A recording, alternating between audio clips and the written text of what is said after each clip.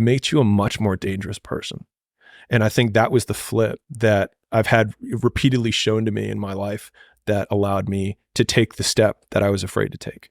Have I told you about the region beta paradox? Have you seen that one? Oh, okay, so this is interesting. So imagine that you had to go a mile or less. And if you did... A mile? A mile. Okay. If you had to travel a mile or less, you would walk it. And if you had to go more than a mile, you would drive it.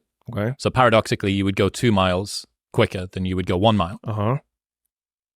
If you follow that rule, the important insight here is that if you only take action when things cross a certain threshold of badness, sometimes better things can feel worse than worse things. Oh, yeah. So if you look around and you see that people are stuck in region beta, this zone of comfortable complacency, right? It's the guy that sticks in his just okay job because his boss isn't too much of a dick, but the pay isn't that good and he's not really that passionate, but it's all right, whatever.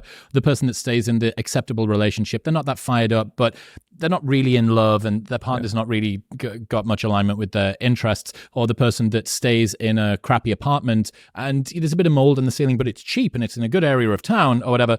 All of these people would be better off if their situations were worse, because it would give them the activation energy to kick them out of the bottom, and their only regret would be not doing it sooner.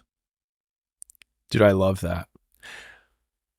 So it's funny because if I look back on the instances that were the most painful in my life, every single one of them, without fail, has created a disproportionate gain, right? Like the most painful thing early on was for me was quitting my job and leaving my dad basically.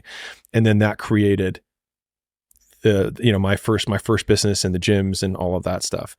Getting into the DUI, the head-on collision, and like that whole situation got me out of all of these failed partnerships that I wasn't willing to do. But in the moment I was like, I'm such a failure. Like I suck at everything. But that gave me the springboard.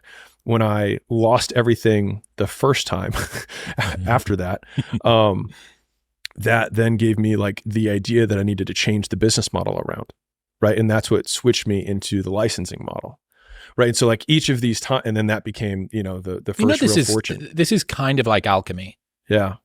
Like turning something which is worse than useless into something that's as precious and useful as possible. I'm sure the parable of the man and his son, and he like buys the son a horse and then it falls and he breaks the leg and then they're like, oh, it's so sad. And then the army comes, then his son doesn't die. And then it's like, oh, it's so great. Right.